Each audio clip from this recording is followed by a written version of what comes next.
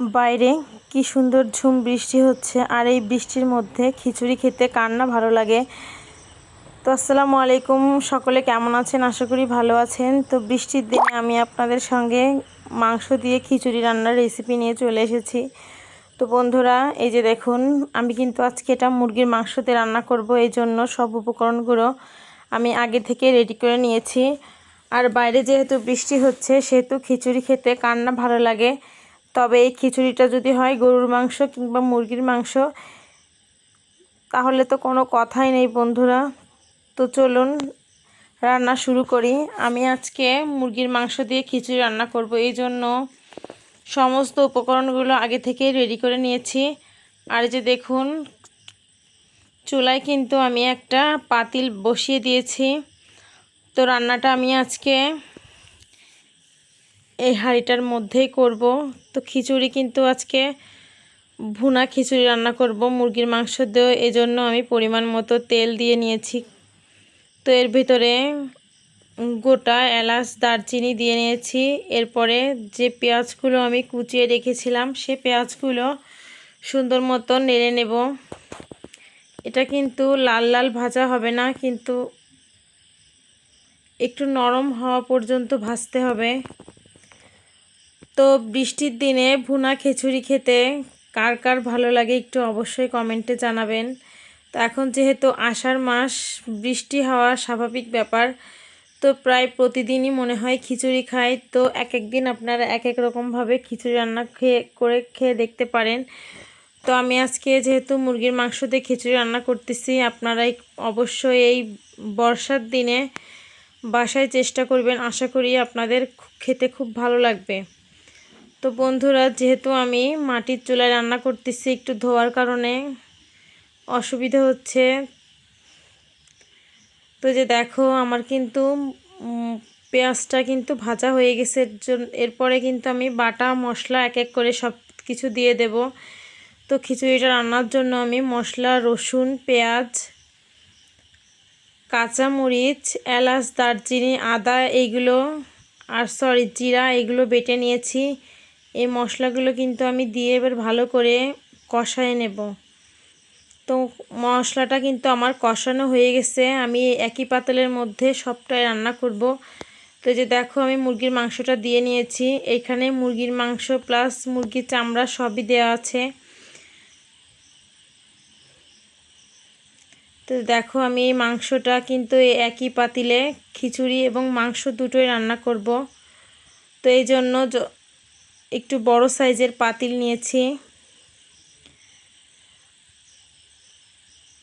মাংসটা আমার ভাজা ভাজা হয়ে এসেছে। এর মধ্যে আমি কোনো রকমের পানি ব্যবহার করব না, যেহেতু মুরগির মাংস নরম এমনিতেই থাকে। তো এটা ভালো করে কষায় নিলে আমার কিন্তু মুরগির মাংসটা সিদ্ধ প্রায় হয়ে যাবে। তো এরপরে কিছু শুকনো মশলাগুলো দেব আমি।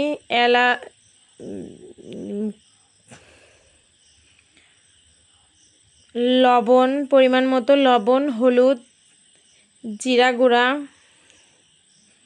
এবং সামান্য একটু খিচুড়ি মিক্সড মশলা। এই মশলাটা দিলে খিচুড়ির স্বাদটা কিন্তু দ্বিগুণ বেড়ে যায়। তো যাদের হাতের কাছে এরকম মিক্সড মশলা নাই, খিচুড়ি ভুনা মিক্সড মশলা, তারা কিন্তু এটা বাদ দিয়েও রান্না করতে পারেন। মশলাটা কিন্তু মাংসের সাথে খুব ভালোভাবে মিশে গিয়েছে। তো এটা কিন্তু আমার প্রায় হয়ে এসেছে। তো আমি কিন্তু এর ভেতরেই ধুয়ে রাখা চাল আর ডাউল দিয়ে দেব। আমি এখানে 1 কেজির মতো মাংস ব্যবহার করেছি।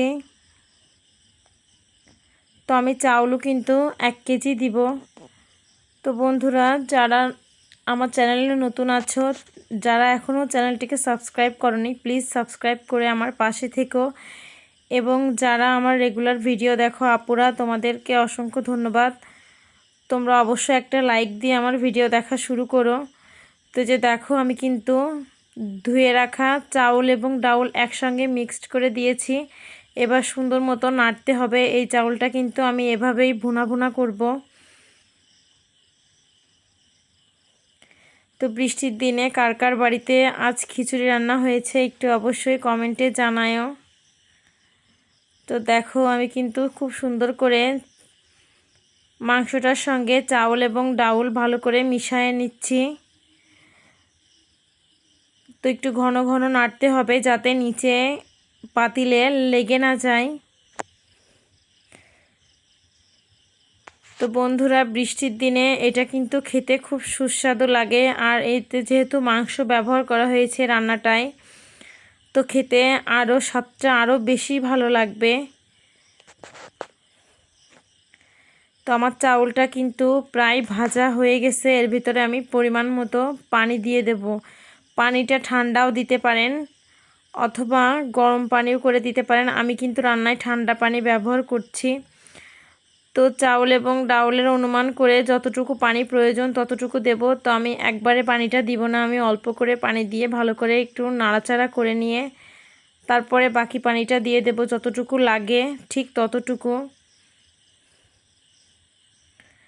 তো আমার এই রান্নাটা কিন্তু করতে তেমন একটা সময় লাগেনি, মানে পানিটা দেওয়ার পরে তেমন একটা সময় লাগে না।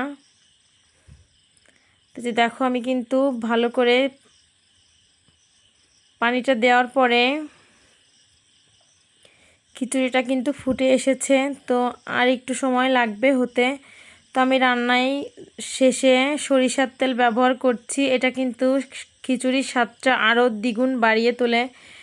তো অবশ্যই তোমরা সব ধরনের খিচুড়ি রান্নার শেষ লাস্ট মোমেন্টে তোমরা কিন্তু এরকম সরিষার তেল অ্যাড করতে পারো, এতে কিন্তু খিচুড়ির স্বাদটা অনেক গুণ বাড়িয়ে তোলে। তো যে দেখো এই পানিটা কিন্তু শুকায় গেলে আমার খিচুড়ি রান্নাটা হয়ে যাবে। তো অনেক সুন্দর সুঘ্রাণ আসতেছে খিচুড়ি দিয়ে। তো যে দেখো বন্ধুরা আমার কিন্তু খিচুড়ি রান্না শেষ। খিচুড়িটা কিন্তু দেখতে মাশাআল্লাহ অনেক সুন্দর হয়েছে, খেতেও জানি সুন্দর হবে। তো বন্ধুরা কে কে এরকম বৃষ্টির দিনে খিচুড়ি পছন্দ করো একটু অবশ্যই জানায়ও। আর সবাই সুস্থ থেকো, ভালো থেকো, যে যেখানে আছো সবার জন্য শুভকামনা রইল। আল্লাহ হাফেজ।